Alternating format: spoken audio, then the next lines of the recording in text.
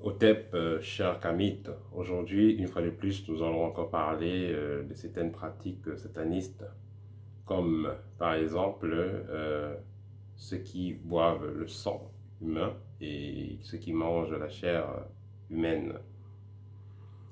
C'est des pratiques qui sont réelles, parce que les gens pensent que c'est uniquement dans les films, mais quand on fait des recherches, on se rend compte que beaucoup l'ont pratiqué, que ce soit en Afrique centrale, que ce soit dans d'autres parties du monde.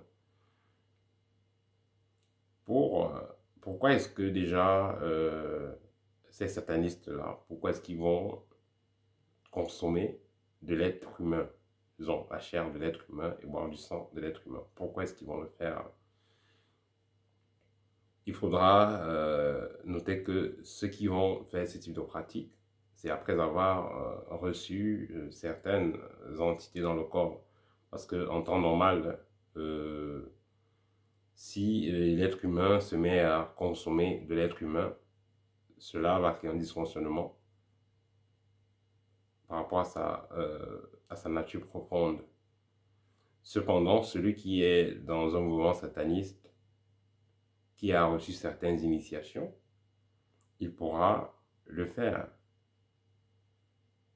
sans que il ne ressente de la négativité dans son être. Celui, par exemple, qui est dans des sociétés secrètes africaines, ou alors celui qui connaît la spiritualité africaine, on parle ici d'un certain type de totem qu'ils auront. Si c'est en Occident, on parlait d'un certain type de démon qu'ils auront. Et ils ont eu ça où? Ils ont eu ça dans les initiations qu'ils ont eu à faire.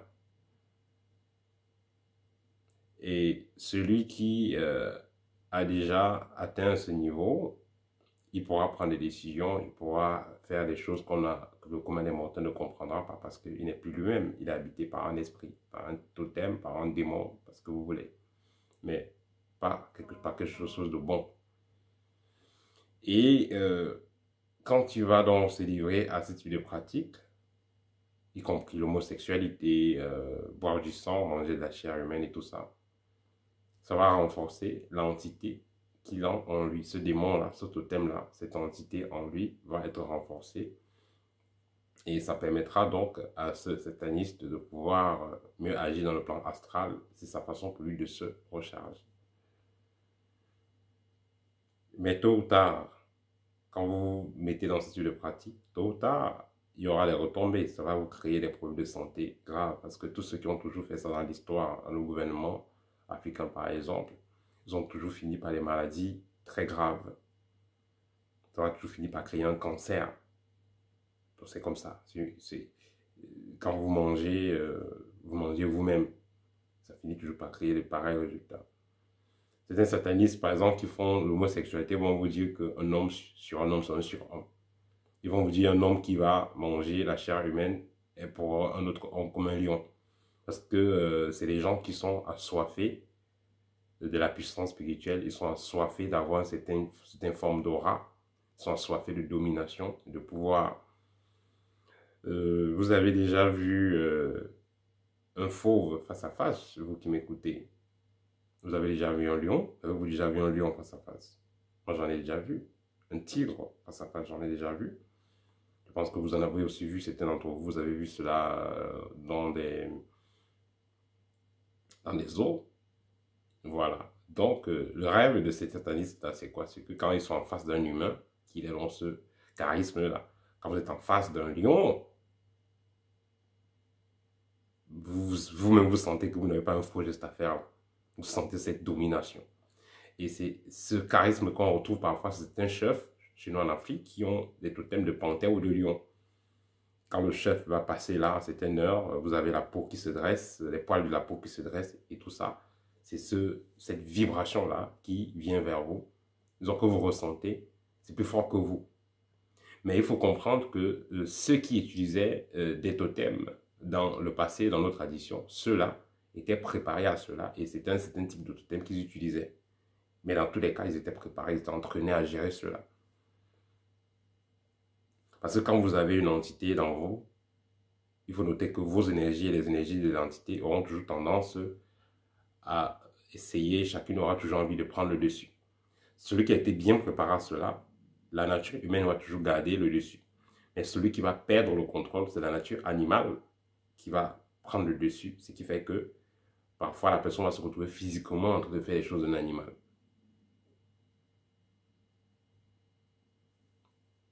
Quand vous voyez la panthère, le lion, qu'est-ce que ça consomme? Ça consomme de la viande. Mais ce qu'il faut noter aussi sur le lion, par exemple, le lion va dévorer un humain s'il n'a pas autre choix. Donc, il sera donc très important de comprendre que les satanistes et tous ceux-là qui vont se lancer dans ce type de voie, où ils seront toujours en train de consommer de la chair humaine, boire le sang humain, comme vous avez vu Dracula et tout ça, c'est des choses qui sont vraies. Il faudra comprendre que ce n'est pas la seule façon de se recharger. Parce que cette façon de se recharger, non seulement ça vous crée des problèmes de santé plus tard, mais également ça fera en sorte que vous aurez un karma à gérer. Parce que vous qui allez donc passer des commandes, des crimes rituels, parce que vous voulez des enfants, vous voulez quoi que vous allez manger, je ne sais pas trop quoi. Vous qui allez donc passer ces commandes-là, il faut aller tuer pour vous apporter. Voilà un karma que vous êtes en train de créer qui sera très très négatif. Tôt ou tard, on pourra le savoir. Peut-être vous allez finir en prison euh, ou bien au moment où l'autre, quelqu'un peut le savoir et vous avez fait du mal à sa personne et on vous bute. Donc, toutes ces pratiques satanistes-là, la nouvelle génération n'en aura pas besoin. Parce que ça ne fait prospérer en rien. Ce n'est pas la voie du bonheur. Au contraire, c'est le stress, c'est les problèmes, c'est la pression. Or, nous avons d'autres méthodes pour se recharger. Vous pouvez vous recharger avec les aliments naturels que vous mangez. Vous pouvez vous recharger en passant du temps dans la nature. Que ce soit dans une forêt, que ce soit près d'un cours d'eau, que ce soit sur une montagne. C'est pourquoi la nature a été faite comme ça, avec les différents reliefs. Et chaque relief apporte une vibration particulière. C'est la meilleure façon de se recharger. Qu'est-ce que vous allez vous recharger derrière le derrière d'autrui? Qu'est-ce que vous allez vous recharger en mangeant une autre personne?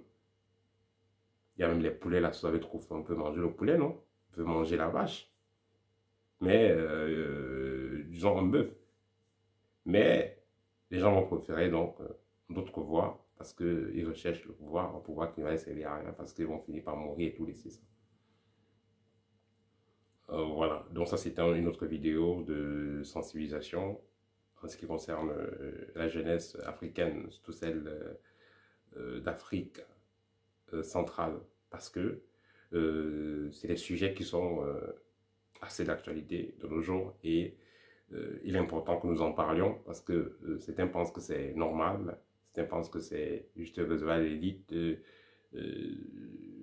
qui gouverne, mais que cela garde ses connaissances là parce que c'est comme ça qu'il faut faire, parce que c'est bien. Voilà, il faudra comprendre que ça ne sert à rien et tous ceux qui ont toujours fait cela n'ont pas laissé quelque chose de bon après eux. Même pendant leur existence, ils ont fini de façon très catastrophique. Et après eux, que ce soit les enfants, que ce soit les maisons, bref, tout ce qu'ils ont laissé, c'était que de la merde. Il a été très difficile d'entendre qu'on a vu l'enfant d'un sataniste ou d'un quelqu'un qui faisait des pareilles pratiques, qui a prospéré, qui a développé le pays, qui est même heureux dans son foyer, qui a réussi même à faire des enfants normaux et tout ça. Donc ce n'est qu'une suite de malédictions et de malédictions et de malédictions. Donc quand je fais cette vidéo, je sais que ça va toucher quelques d'entre vous. Il y en a qui sont à cette période-ci, à qui on propose des choses. Parce que voilà, la vie devient un peu plus dure, les prix augmentent et tout ça. Les gens veulent travailler, ils ont des charges. Il y en a parmi vous qui me suivez à qui on propose des choses pour soi-disant les lancer. On les propose des choses, s'ils adhèrent, bon, ils auront un meilleur emploi, une maison et tout, mais c'est des pièges. Il faut comprendre que la vie dans laquelle on vit, c'est une suite de tests. sans fin. Donc, faites le bon choix. Et vous n'allez jamais regretter. On ne regrette jamais qu'on a fait un bon choix. Au contraire, on regrette qu'on a fait un mauvais choix. C'était le partage pour aujourd'hui. Merci de liker, merci de partager pour que ça puisse aider la communauté à être plus sensible et surtout plus utile à la transformation, à la création, à la fabrication d'une nouvelle génération. Au TEP et à très bientôt.